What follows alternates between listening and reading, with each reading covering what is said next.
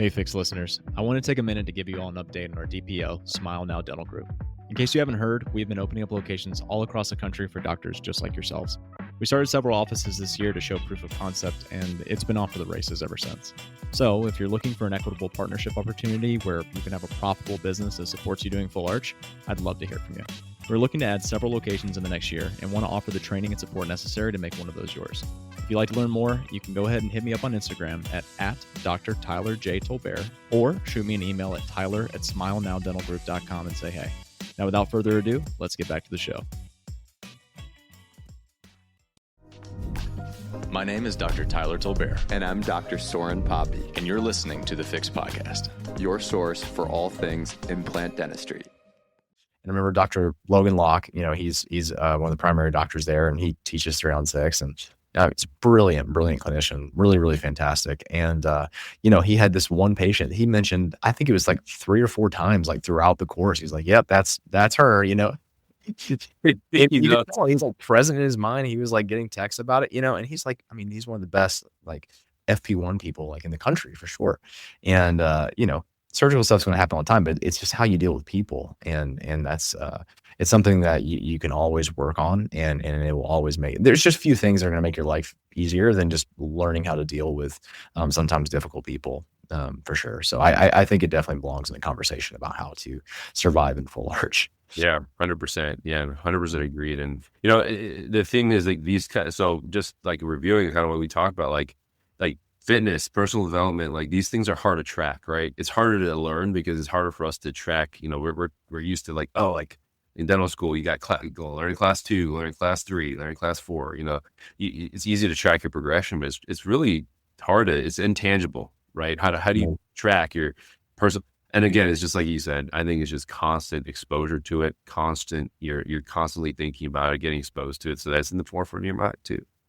But yeah, it's talking about that is, I think moving into the last point that I'm going to discuss, like what are full arch dentists missing in their toolkit or maybe can strengthen is just, I think a thing that I see a lot, especially with younger clinicians, but not just younger clinicians, it's any kind of clinician, right? Is just thinking more like a doctor and not just a technician, right? This is something that really picked up, just from all my time with hanging out with the OFS guys at UF and my training with the Air Force and those attendings as well, is just like, man, like you really have to, you are a doctor, right? You know what I mean? So we have to treatment plan and critically think like one, and especially when it comes to treatment planning, right? Like and this will kind of delve into what we're going to talk about later, but man, if you only have a hammer, everything kind of looks like a nail, right? And when it comes to like FP3, that's the only skill, and we've been there too, right? Like I only just started doing FP1s, and I didn't want any kind of FP1 case that came across my lap that I was like, yep, that's an FP1. I'm not doing that. I refer out, Yeah, that's not my but it's about at least learning enough to know that, hey, this is a case that can be done a different way. Instead of like, yep, everyone FP3, You got and kind of like probably the most common kind of questions that you get from mentees is like, hey, how do I manage this patient? Patient has this health history. Like, what do I do? And I can already tell, like, there's the docs that kind of just ask the question, right? Like, hey, like HbA1c is 8.2. Like, what do I do? It's like, okay, like, what about everything else, right? Versus like sometimes I'll get docs that I know that they've maybe had some similar kind of training, like thinking more comprehensively, thinking more like a doctor is like, hey, like it doesn't take that long. We had to present all our patients like this to 62-year-old, African-American male, presents with past medical history of hypertension, type 2 diabetes, asthma, these kind of things. HbA1c is 8.2 is checked within the last 2 months. Patient does not bring their, very quick, it's very quick, straight to the point patient presentation, on the past medical history, medications, allergies, social history, family history. It doesn't take long. And that way I get, it's just I call it the elevator pitch with my docs. Like, hey, give me the elevator pitch, in a voice note so that I can properly help you, answer this question, right? Because little things can affect it for sure. So I think learning those things, not forgetting those things, is really important. And I'm going to use this opportunity to get on my soapbox here for as far as additional training, right? Like in residency, we all had to get ACLS certified because we also had the opportunity to get IV monitor sedation, and so I think that's it's a very good thing to get. If you're doing this kind of procedure day in, day out. Another stressful call that probably you've gotten a lot of times is, hey, like my patient just very like his blood pressure is super low, like they're sweating, like what do I do? You know what I mean? And it's like, all right, let's slow down. Let's think back to, the most common things that can happen, syncope, blah, blah, blah. Like, hey, did you get fluids? How much fluids have they gotten? All these kind of things. And what kind of can give you a lot more confidence in that is taking something like ACLS, because they run through a lot of these medical emergencies, especially the more serious ones. And the point of it is not to learn how to deal with it, right? But it's to just increase the chance of your patient surviving until EMS arrives, right? And there's a lot that can happen between that time, be it 10 minutes, be it 20 minutes, that you can do to kind of help the patient, literally support their life until more advanced care can be given, right? And it's the same thing when the EMS arrives. If they get to a hospital, you learn, and it's, say they're not a level 1 stroke center and that's what they need to be doing these steps to keep support their life longer so that they can get to the next level of care. And so I think as someone doing full arch routinely, getting ACLS training is a must, and it'll give you a lot more confidence too. Confidence in yourself. The team will be way more confident in you because who are they looking to when something happens, right? You. Right. The buck is stopping with you, exactly. Then they're freaking out, So it's a great thing to have in your tool belt, and it just helps you think through those kind of situations more. And to be honest, that's one of the things that I haven't been able to do is so in the military we'd have monthly, just our oral surgeon would drop a dummy anywhere in the clinic, and then that'd be like a mock code blue, and to kind of run those situations. Obviously, it's kind of harder to do in a private practice, but I think doing it quarterly or even, biannually, quarterly, whatever, there are services I've heard that will come and do that for you and do that for the team. Obviously, you don't have to do it in front of patient care, but have a team training day where that's something maybe, hey, you just pop in and you have to deal with a situation like that. They know it's coming, but they don't know when, It's a good way to kind of just keep everyone on their toes and just also know that, hey, like doc really cares about this and he cares. It makes them care. They're like, this is important. Like, this is really important. And it empowers them to feel more confident in those situations too. Yeah. This reminds me of the Office episode where Dwight starts a fire in the office and he's like, we got more doors to the door handles. I mean, you need to prepare for these situations, but no, seriously. Like I think that's extremely important. And, if you want to do full arch and you want to do this all the time, guess what? You don't get ASA 1 patients ever. That's just not the ball game. So, I mean, everyone's got some risk. I mean, I see, extremely hypertensive people on a daily basis that are just, walking around having no clue, uncontrolled diabetes, people who are waiting on a, kidney transplant, heart transplant, whatever. So, I mean, yeah, you do have to be familiar with these things. And even if you work with, say an anesthesia team that goes through and pre-ops all your patients and, make sure they're surgically optimized and they're going to be, having IV access throughout the procedure, certainly that makes things a lot safer, but that doesn't abdicate the responsibility that you have as a doctor. And you have to remember, like, regardless of how you feel about your own role in taking care of people, everyone in the office thinks that you know how to do it. They think that if something happens, go get the doctor, and like, you're going to be solving the problem. Like, remember, like, you are the person they're going to count on to do that. Absolutely. And that should make you feel a little anxious, and you can replace that anxiety with knowledge. So I totally agree. Like, you have to get ACLS training and do it frequently. I mean, I did it, years and years ago, and I recently redid it because, that stuff doesn't really stick with you because it doesn't happen every day, right? Like, hopefully these things never happen, but they do. I think that's a great point. And, so much of this really just comes down to having the fundamentals just really, really down pat, right? Everything that we're talking about comes down to fundamentals. So I think they're an important point. So I know you've been itching for it. I've been itching for it. It's time to talk about regenerative dentistry. So first of all, like I want to talk about, what is regenerative dentistry in the first place? What does that really mean? What does it mean in the context of full arch? And how should we be thinking about it? When I first got into full arch, I kind of alluded to this earlier. When I was doing it, it was like regenerative just kind of got thrown out the window completely. Like we're not here to graft, we're not here to socket and preserve. Like we're here to find bone, get implants in there, get torque, and then throw some teeth on and let the body do its thing, right? And it's been over time that I've learned, the value of regenerative dentistry. But how would you define that? Yeah, it's a great question, a great point, because it's like, when I started too, and it's obviously trickled down from what you've learned as well and education sources, but most of the course you'll see, I mean, all four is touted as a graftless solution, right? And that sounds great, but I think, and we'll talk about this more in depth later, but I like to use something, a term called optimally invasive treatment planning, right? Doing what's necessary for the case, not more, not less, but not just doing the least amount for the sake of being conservative, right? But not just going completely overboard, and finding that balance point. But, grafting is a very general term, and grafting can involve autogenous, grafting or biomaterials.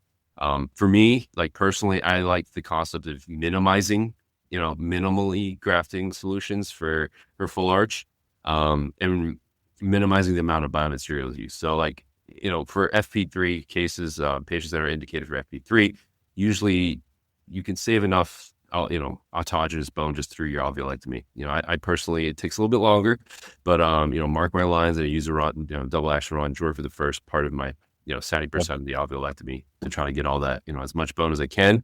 And then I take the rest with a burr. And usually that's enough to not even, pack the sockets. Why not? You have it there. Right. And then on the soft I will mention too, as well, it seems like it's a lot slower. But like if you really know how to use a double action round drawer, as long as it's not like super cortical bone, like it can actually really speed up the procedure dramatically. It doesn't make as much of a mess. You're not throwing water all over the place. Like a round drawers can do like 80% of your alveolectomy like pretty quickly. Yeah, and I'll say, because I actually do. I don't have the benefit in Georgia of having GA for every case. Yeah. So 90% of my cases, I'd say even up to 95% of my cases are done oral sedation. Like the patients don't really respond when you're using it. Yeah, so I'm like, here comes nail clippers, and like that's what I say every time. Yeah, they really some of them will start coughing and stuff when the water starts coming. From your no, it's a lot, and you get gauze helicopters and all kinds of stuff. Like it's it's a ton, and it's a lot for patients, and they panic because they feel like they're being waterboarded. Like the less water you can squirt their mouth, the better. And rongers are really powerful for that, and it's a source of autogenous grafting. We do that for every single case. Yeah, 100%. And on the soft tissue side, right? Oh, well, let's finish up the hard tissue. So like, autogenous bone, 100%, is usually enough to fill up most of the sockets, and maybe even graft some buccal defects. Of course, if you have a buccal defect, some people say you can just lay the autogenous bone on there. I still like to put some sort of a collagen membrane, even for a within the contour defect. But either way you go, it's still minimizing the amount of biomaterials, right? And then two, if you save all that autogenous bone, say you didn't have that much reduction, and you still needed to graft, well, you still have some autogenous bone, but instead of opening up a 2 cc or 1 cc packet of allograft, now you only maybe need to use 0.5. And then added with some PRF, it really increases that kind of, I know it's not true volume, but the graft itself will be stickier, easier to manipulate, blah, blah, blah. But it'll be able to maintain that blood clot space, right? Bigger. Yeah. So it really minimizes the amount of actual biomaterial or allograft or xenograft that you have to use. Most of that mix is autogenous. So going towards that, towards the soft tissue side, right? Like, especially on the maxilla, like if you're blessed with a lot of, palatal thickness, that can actually be a problem with your prost, right? I know Dr. Clark Damon preaches this all the time. You start trimming the palatal tissue so you get, a little bit more space for your prosthetic, and you don't have to reduce the sort of bone. Why throw it away? Of course, if the patient has miles of bone, miles of soft tissue, it's not worth the extra time. But if they're thin tissue phenotype, maybe you save it for the lower, especially the lower anteriors, right? Save it for the lower, and you it takes not that long to tack it on the inside of the flap, and you have a free CTG there, Yeah. and takes 10, 15 extra minutes, but I think it's worth it down the line when you don't have to. It's always easier to graft at the time of surgery than it is after. Yeah, I that is something I do routinely, in thinning the tissue as well as obviously trimming the tissue as well. Sometimes you have that wall of tissue and you just, cut that right out and then you thin everything out, try and, dig the depth of the 15, like all the way through, get a good, 10 millimeter slice and really thin that tissue. And you can absolutely throw that down. It could be a CTG. I also saw, it was Melanie Toe's presentation at Orca. She was actually she showed one where I believe she did an FGG. So she, took a big, slice out of the palate and then basically made it into a poncho for like the lower abutment. So she like threaded the straight abutment right through that FGG from the palate and, suture it all together. And like that couldn't be easier, right? Like that's super, super easy. And you just did, simultaneously soft tissue grafting and, gave your lower implants a whole lot of insurance. So, it's all there. It's free and available especially if you're doing FP3, there's a fair amount of production. Like there's a lot of tissue to be had in most cases. So yeah, that's something I've started to do a lot more routinely. I think it's great. Yeah. It sets the patient up for success. It's definitely worth it. Yeah. So that kind of like transitions to like the concept of being optimally invasive, right? Like you're minimally invasive all the time, and minimally invasive is I think is a relative term, right? And so is optimally invasive, but we'll talk about the difference. Like I think minimally invasive, like people get too stuck on like what is the less is better, right? Like get an operative, right? Let's just start like with operative. Like E1 lesion, like all right, if you're in dental school, remineralize. Yeah. There's no other discussion about what's the caries risk, like what's their patient's willingness to change, what's their diet like, what like all these kind of things, like what is optimally invasive for the patient that maybe has one or two D1 lesions, like sure, they're willing to clean up their act, they're like, oh crap, like I don't want that anymore, like I'll do what do I need to do, doc? Like yeah, for that patient the optimally invasive thing to do would be to try to remineralize. Versus you got the patient's 50s, 60s, like, doc, I'm going to be honest with you. I ain't going to stop smoking. I'm not going to stop drinking, Mountain Dew, blah, blah, blah, all these things you're talking about. I'm just not going to do it. For that patient, the optimally invasive thing is to do the filling, right? I thought you were going to say full arch, but that's fine. Well, yeah. So let's apply it to full arch, if it's just assume the patient is indicated for FP3 and it looks like a standard all four arch, you go in there, let's just say standard for all on four, but you couldn't get torque on the posteriors, what are you doing? What you go for the nose, still no torque. What are you doing? Yeah, I mean that's a good question, right? And I think that what we're kind of alluding to is we talk about this on the show a lot, is like always having the backup plan, right? So in some cases, like let's say I can't get any torque on the tilted, I've tried the nose, I've tried sizing up, I've done all that kind of stuff. A lot of times, if I have a pterygoid, I'll just move anterior and just try again, right? But if none of that happens, like if I've got nothing in zone 2. Of course, the topic of a zygo can come up, right? And I see a lot of cases where they do the rescue zygo, right? Like they just weren't able to get anything in the middle. They didn't exactly plan on it, but they said, you know what? There's some really good bone up there, and I really want to immediately load this case, and that's what they do. I think a lot of times that may not have been discussed before, the case was taken on, and maybe someone's gotten a zygo that was kind of a surprise zygo. But generally that tends to be the knee-jerk reaction. Like if someone can't make something happen in zone 2, you need to be prepared to place that inferior posterior zygo. Yeah, 100%. And, we're kind of starting our zygo journeys now, and it's, from the people that have been doing this a lot, it's like they say like obviously it's more reflection, blah, blah, blah, but compared to pterygoid, right, technique wise, it's a little more straightforward because you can visualize everything. That aside, even if you could have this in your tool belt, I just question, whenever I see cases like that, you'll see the classic post I see is, didn't get enough torque on my posterior implants, but good thing I know how to pivot the zygo. And yeah. I'm not here to try to, I don't know the situation every time, but the way that's brought up and the way that's written, on Instagram or whatever, just kind of irks me in a way, because I'm like, well, Sure, I'm sure that's in the informed consent. You know, somewhere these patients had a piece of paper, like they're good. I told them that zygos were a possibility, right? But did the patient actually really understand that this is the last resort option?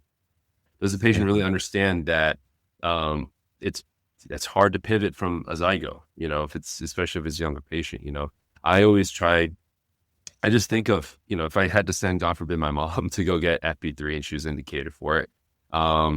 Standard case, she just has soft bone, but she comes home with a zygo. You know, I personally would be pissed. Yeah. You know, because I know. Yeah, So, you know you know what you just got into. Yeah. Right. Exactly. And so what's the difference between wearing a denture for 3 months and, you know, just letting things heal, and then you uncover, and then there you go. The way I explained to my patient, and this is, I know this is a bit of a tangent, but this is another kind of like thing that I'm really, you know, all under the umbrella of being optimally invasive, right? Is are we giving our patients true informed consent? You know, where I really saw this,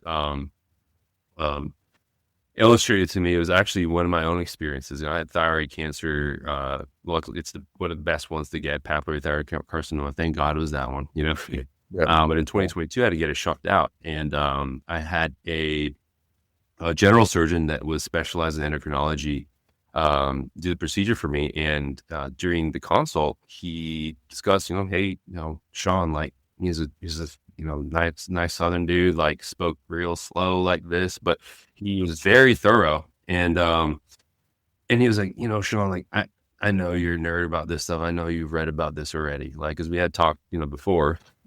And he was like, you know, there's a good chance that, you know, when we're in there and there's tumor on the internal and recurrent laryngeal nerves, that I'm going to cause some damage to it. Now it's going to be paresthesia, you know, unless I cut it completely, like, but we have two choices here. You know, one, I go in there, I try to get it as much as I can off, you know, surgically. That will increase the chance of paresthesia and, or even, you know, possibly anesthesia, right? Or two, I leave a comfortable amount of that tumor on these nerves, and we can try to get the rest of it with, you know, chemo, with radiation or whatnot. Right. How would you like me to proceed in that situation? And I was like, man, this is true consent. You know, like, I was just like, Dr. Davis, thank you so much for, like, yeah, I had read about it, but if it was the lay person, right, they wouldn't know, you know, and man, what a great thing for a doctor to explain to their patient. Hey, what, like, you know, what would you rather go down, you know? And so I chose the more conservative option. And so applying that to how I give consent, for borderline zygote cases, right? Like, let's just be very specific, is, hey, Ms. Jones, like, you, based on your scans, it looks like your bone density is really low. Like, there's a good chance that, I mean, we have enough bone, luckily, for conventional implants, for just normal 4 implants. I pull up a picture, I show them they're this long, even put up to my face, it's this long. If it's soft, like I said, it's just like a nail in the wall. If it sticks, then we can put a picture on it. If it doesn't stick, then we'll, you know, we can, we have two choices. We can either, one, if you really, you know, one, we can wear a denture for 3 months, let it heal and uncover you in 3 months, and you'll have a set of teeth that can attach to it just as long as it's healed. Or two, if you really, really, really care about having fixed teeth the same day and walking out with fixed teeth, we can do that option, because I'm not placing zygotes currently. What I'll say is, if you really care about that option, I will refer you to one of my colleagues that can place zygomatic implants. That is something they could pivot to during the surgery, if that is something that is really valuable to you. How would you like to? Yeah, that's good. And two, this does two things, right? One, it really involves the patient in their decision process, right? We're not telling the patient to tell us how to do the surgery. I'm not saying either one of these paths is right or wrong, but what does the patient value? You know, we're involving the patient, we're informing them correctly, because they know what a zygote is. They show them, hey, look, conventional implant is this long, zygomatic implant is this long. Zygomatic implant usually is, I like to save those for the end, you know? Right. You know, if one of these shorter ones fails, that's what is likely going to happen, you know? So once they explain all of that, man, I haven't had a single patient yet tell me that they want a zygote. Yeah. That's impressive. Yeah. And I think it's such a great example too, because, like, you know, when you're talking about someone who's already been wearing a denture for some amount of time, 3 more months is not a big deal. You know, if they have another option down the road, like they'll probably just take the denture, you know? I mean, just to save themselves that option. Like they don't have to get teeth yesterday, you know? I think it's definitely different if, you know, let's say, you know, this is a person that still has all their teeth and they just got extreme perio and you know, the bone is just mush and you take it all out, you try to get down a good clean bone, there's just nothing left and now it's time for a zygo. Well, yeah, that's a patient that, you know, was trying to avoid having removable teeth and they might, you know, say, you know, I can't go out of here in gums. Like, do what you got to do. Give me some teeth the same day. And you know what? No matter what happens, people can deal with the path that they chose, no matter what that means. Like, if they knew that that's what they were choosing to do, they're going to be a lot nicer and a lot less likely to come after you for something if they were well informed and they chose that path and they knew what the risks were. Right. So I think it's extremely important. Yeah. And in that situation, right? Like they were involved in the decision making process. So if they chose, you know what? Yeah, I would really like to get teeth, but I also don't want to use my last resort option, you know, like, just like, then, you know, that the pressure's off you during the surgery. You're not going to be doing crazy stuff on a 40-year-old, like place a, you know, 5 millimeter diameter implant on it, you know, like that's also, in my opinion, not being as optimally invasive, right? You know, you're going to have to revise that. I'd rather place the 5 millimeter diameter implant later on, you know?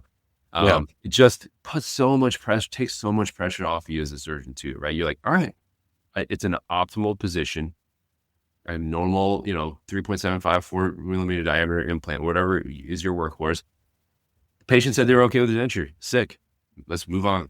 You know, denture for 3 months, graft everything else, you know, soft tissue, do all the things that we're going to talk about to optimize them for uncovery. And then there you go, you know?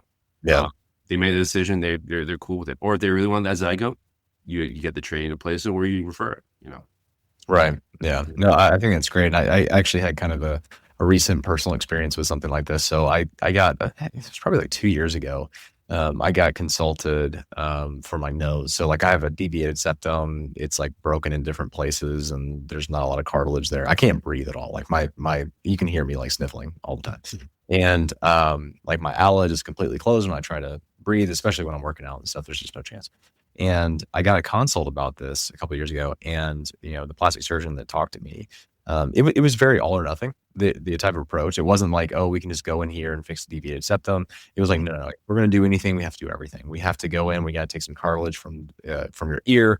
We got to get some rib cartilage. We got to go through, we got to totally reconstruct your nose. We're going to have to straighten it, do all this stuff. It's going to be cosmetic, but it's also going to be functional. It's going to be great. And, you know, to me, like I kind of felt like a patient that was getting fit into an FP3 box that didn't need to be there. Like that's literally how I felt. Yeah. And the cost was actually pretty similar to like a fixed full arch. And I was like, yeah, I don't know if I like this approach.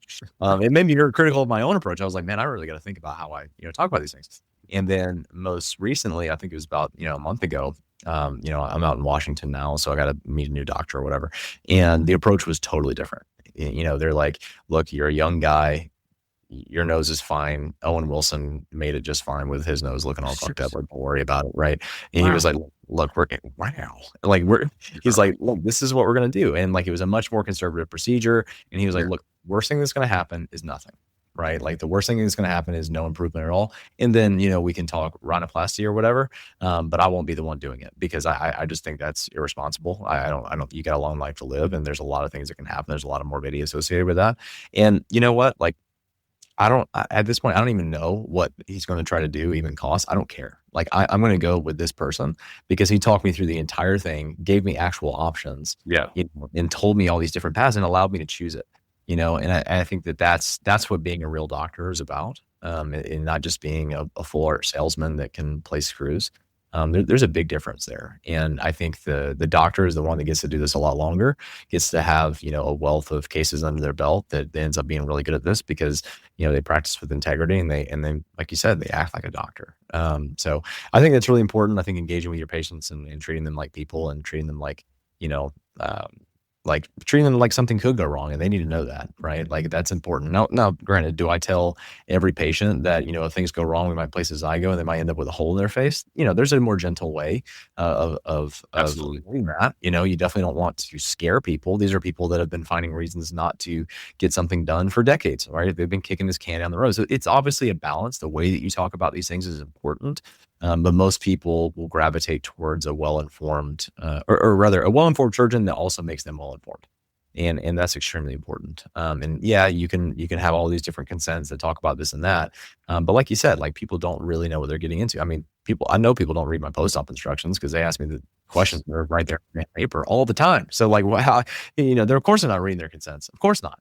They get them done in like 5 minutes. There's no way. I don't care who you are. You're not reading that. No. But yeah, all great points. I think, this all comes back to the expectations that we set and, learning how to, communicate our treatment plans effectively and also making sure that your team is well calibrated and understands those things. Isn't just trying to sell arches. It's really important and, these things matter a lot. And I think that, one of the most insidious things about full arch is that, you can be very successful ignoring all of these things, for a while, right? Like you can do these cases, you can drill 4 holes, put some screws in there, attach some teeth, and like patients will love you for like a little while. But it's not long before, reckless decision making, comes back around and shows you what that really does. And, it makes you question, like, did I really know what I got myself into, Right. That's the seductive thing about full arch is it's very rewarding. Just what you can do in one day is extremely rewarding for everybody. But it's on that follow-up that really, defines, whether or not the right choices were made. And, it's just not fun getting in hot water. And inevitably, if you want to be a volume full arch person, like you need to know case selection, you need to know how to talk to your patients and set the right expectations. So I think your points, land really well with me. Yeah, 100%. And, kind of moving toward the next point of like getting to regenerative dentistry, like, hey, like, and being optimally invasive, setting patients up for success for long the future is one of the things actually that I was scrolling through on my case study is like, hey, like I need to start tracking, the time at which patients need their first soft tissue revision or something additional. Right. Because that's something I haven't read. And and again, there's so much literature out there. If any listeners have heard of a paper that has looked at this, but like the average time that it, from initial surgery for full arch till when they need some soft tissue revision, I would love to see and read. But that's something that I'm looking at tracking too, is like, hey, like I mean, the theory is yes, short answer, yes, it's absolutely worth it to spend the time to do these things, especially if you already have, these things at your disposal. You're not having to go overboard and try to graph, being overly invasive for that. Yeah. But within reason, what are things that I can do easily? Yes, it'll take more time on the day of surgery, but it'll set them up for a longer amount of time. Yeah, and it sets you up to not have as many revisions, right? Like that's another thing is like if you spend half your time doing your own revisions, like you'll burn out pretty darn quickly. Like it is so important to manage your revision rate and do things right the first time because things are going to go wrong whether you do it right or not. But they're going to go wrong a lot more often if you don't do it right. So that's a great point. So yeah, let's talk more, regenerative dentistry. Let's talk about just kind of some basics. So let's say, let's say I'm a dentist that doesn't, has been doing some full arch. I've done some all in 4 here and there. But I've really been kind of irrespective of soft tissue. I've read zero boneless concepts. I know that keratinized gingiva is important, but I don't know a whole lot about, what I really need to do to make sure that my implants are going to be protected. And I don't know anything about hard tissue. So like, where do I kind of start? What are some like starter things that I should start practicing here and there to kind of warm myself into that, augmentation world? Yeah, absolutely. And I'll be if I can plug something here, but no, I really, I wrote this article actually. Just it's the whole point of the article is just learning. It's talking about the high yield skills to have in dental implantology, and that has nothing to do with just slinging the titanium, right? And so I wrote this article about a year ago, I think. Shout out Steve Warhol for connecting me to the editor for Implant Practice US.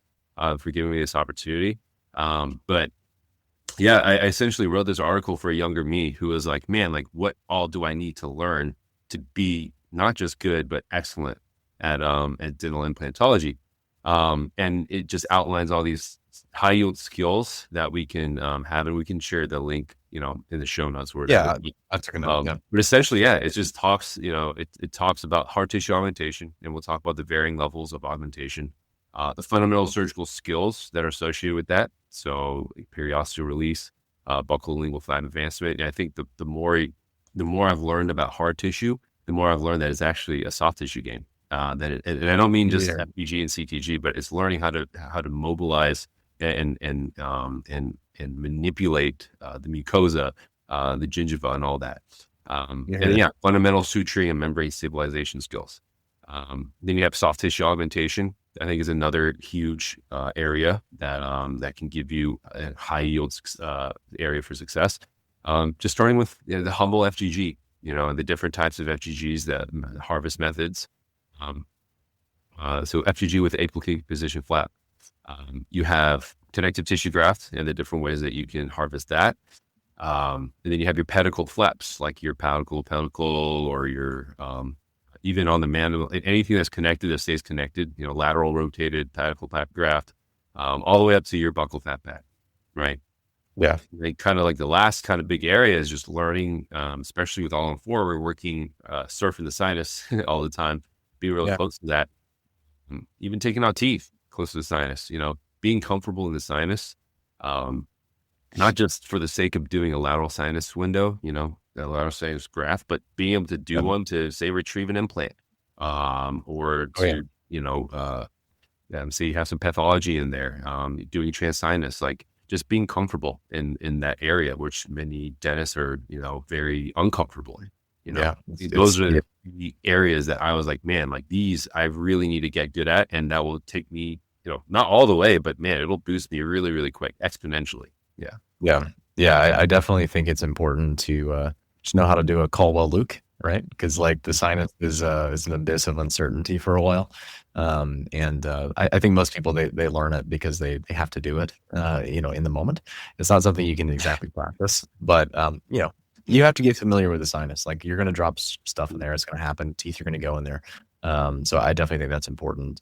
Talk to me about okay, I'm going into my case. I just listened to the Sean Lynn episode on the Fix podcast, and I want to try an FTG. What's a good harvest site? Maybe I'm looking at my number 23 implant, and it's got a thin band of keratinized tissue.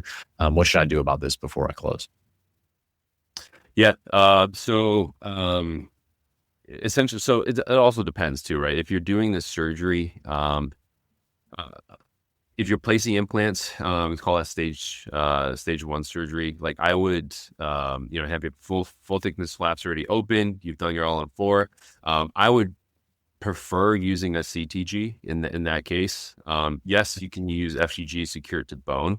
That's fine. And honestly, this all has to do with how thick your donor site can be. If you have enough thick enough tissue, I prefer to just take that's connective tissue graft. Say if you have 4 millimeters total palate, you can take a 2 millimeter thick CTG and still have, at least 1.5 millimeters of palate, so it doesn't just necrose. And for that, since you have the full thickness palate open, I would just take, the more the deep half of it versus the superficial half. Of course, take that out, and we'll talk about the difference between that too. Where the nuance will be in the article as well. But yeah, this is very simple. You're trimming the palate anyway, likely if it's a thick palate, for the reasons that we discussed before, and you just tack it to the buccal or lingual. Another kind of, walk me through that. Like the tacking. I just like it really is just it is the easiest time. It's the easiest way to do. You don't have to do any kind of fancy tunnels. You don't have to do any fancy anything. It's just a simple interrupted suture, essentially, where you bite the flap. So I prioritize the lingual flap because it's harder for me to go back and do a lingual applique position flap versus on the buccal. So now I actually prefer, if I only have enough to graft, one side, I prefer the lingual side, to be honest. And I cheat more of the keratinized tissue, and sometimes I'll even cut all of it and just give it to the lingual, because on the bucking, I'm confident that I can fix it later on. It's easier to work when you don't have a huge lingual artery, running the ridge, right? So anyways, you essentially just take your flap and you purchase it with your needle, And then the next purchase will be your connective tissue. You'll loop it around, and then you go connective tissue out the flat, then you tie it. It's a simple interrupt knot. And depending on the length of it, you just do, obviously you don't want to tie it too tight, because you don't want to squeeze the living hell out of it. You want to secure it so that doesn't really move. I like to secure it at least like a millimeter away from the flat margin, because you want to leave some room for you to actually get, closure around and not bunch up. And sometimes especially if you're suturing around an abutment, you actually want to go a little bit further away from the flat margin, because what you don't want to do is have that CTG just bunch up around I use my cup here, but bunch up around the abutment around it. Yeah. There's no blood flow to that. What's it going to adhere to? Yeah, you probably have enough from the overlying flat, but you want to kind of optimize the situation, right? Another way you can do it, right, is just like that poncho technique that Dr. Toe showed at Orca. Calamari technique, poncho technique. You just kind of cut a hole into the CTG depending on how wide it is, right? And for me to make that decision is just how wide of a graft I can get, right? We have long, we have wide. If you can get a really wide one or wide enough, adequately wide connective tissue graft to do that technique, then do a poncho. Maybe I misspoke earlier. So when she did that technique, I said it was an FTG, that she had just taken, everything, the epithelium and the connective tissue, and then done the poncho. Was that actually a CTG? Did I misspeak on that? I can't remember exactly what she did, but technically you can do either or. You can do either or. Yeah. And actually that's what the calamari technique is you're taking it's actually I saw this from Dr. Springer. If you guys don't follow him, he does great work. Him and Dr. Grogger. There's a specific ring punch, like tissue punch, that you can use. It essentially cuts like a O-ring, like the piece of calamari from the region usually, and then you can just put it around your abutment and you secure it that way. But usually, like for full arch, right? We're talking full arch application. At the time of surgery, the most straightforward thing for me to do in that situation is just good old CTG. Okay, cool. Yeah, that's fantastic. And you're going to harvest that from tuberosity, from palatal tissue, wherever it's going to be, and you're going to get a decent amount of thickness. Is there a general rule about the width versus the length of that harvested CTG, as far as like, if you're going to go this long, you have to go this wide to have proper vascularity? Is there any rule that people need to kind of keep in mind there, or no? No, that's a really good question, because you do have to keep that in mind for pedicled flaps. You're trying to maintain okay, that makes sense. Exactly. Okay. And there's a rule for that. I'll give the reader some homework. You can't just give out all the answers, right? Of course. Go look that up and email me the answers. There is a requirement to maintain blood supply, right? It's the joke in surgery, right? Like the answer is always, blood supply, right? It's a very important thing, right? But for non-pedicle flaps, it doesn't matter. Yeah. Okay. You just want to make sure that it's thick enough and wide enough, taking into account some kind of contraction and knowing that it will shrink a little bit, especially with FGGs. And there's a whole nuance into that too. I don't think we have enough time to discuss that, but just know that, we have to take a little bit larger, just overgraft it a little bit, right? Okay. But there's no requirement as far as blood supply goes.